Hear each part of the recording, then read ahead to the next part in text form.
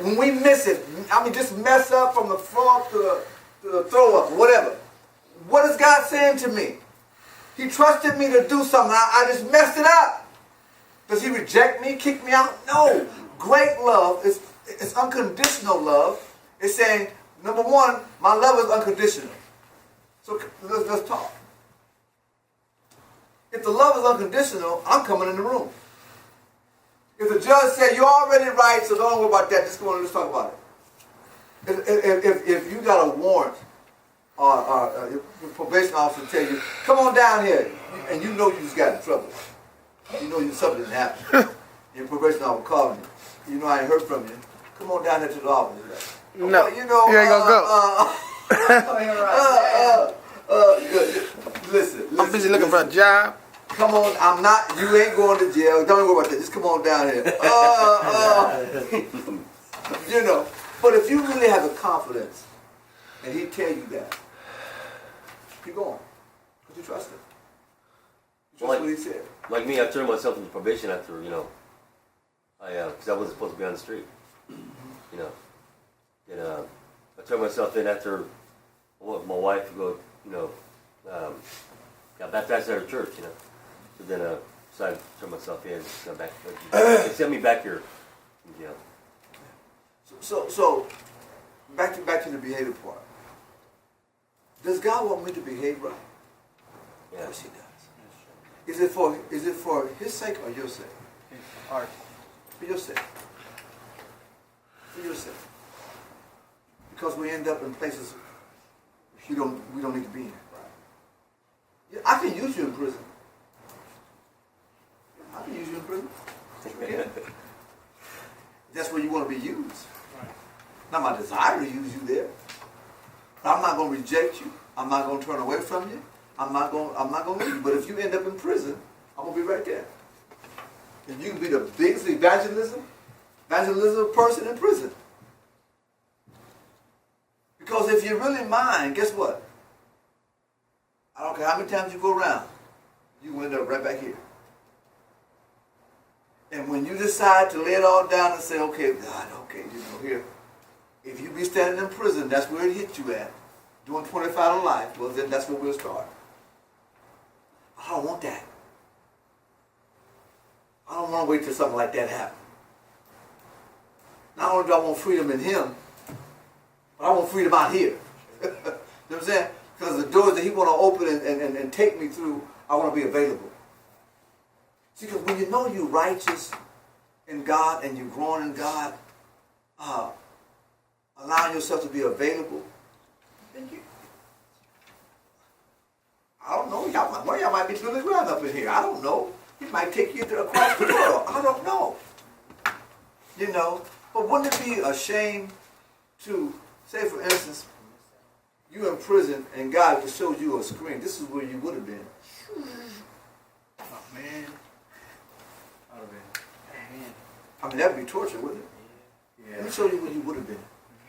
If you would have just turned left when you went right, or you turned right when you went left. This is where you would have been. But he wouldn't do us like that. But I don't want to have that thought of mine.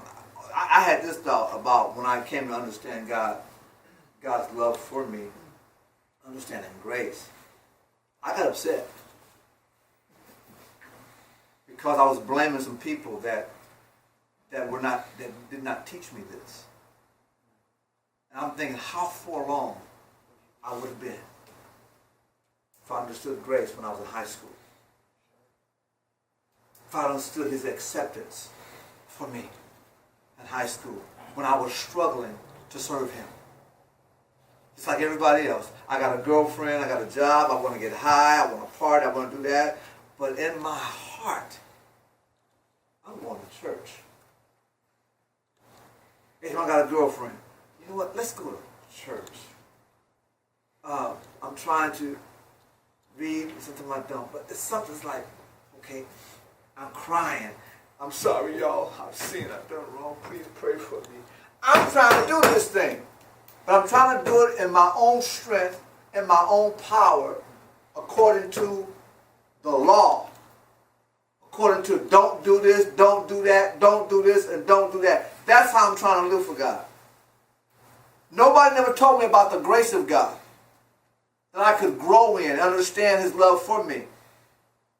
That he knew, in other words, it's sin in your flesh, which is a strong lust in your flesh for the world, for the things of the world. The only thing that can kill that is not about you taking a one step and a two step, thinking that thing is going to die, that dog is going to lay down. It's in your flesh. The only way it's going to be killed is right here. And that is the love of God. If we're going to kill anything in this flesh, you can go to this mission, and many have gone through the mission and left out here the same way they came. Because they did not die here. They weren't circumcised. When the heart is circumcised through the death, burial, and resurrection of Christ, that flesh is cut away. Its desires is cut away. Not that you're not tempted, but you won't be controlled by it. It's no longer your lifestyle anymore. You're no longer chasing. You're no longer making plans for your flesh. But understanding your flesh, sin is still in it. And I thank God for his loving grace. Not his loving grace that he's not punishing me. His loving grace that he saved me from what? From this flesh. Because if he had not saved me from the flesh, I am in trouble. And you are too. But he saved us from this body of flesh. Paul said, the things I want to do, I don't do. Things I should do, I don't do. Who will deliver me from this body of flesh, this body of sin? Thanks be to God. Through Jesus Christ, we have been delivered from this body of flesh. So the flesh is not who you are. You've been circumcised through the death, burial, and resurrection of Jesus Christ. The cutting away of your flesh. You are a new creature in Christ.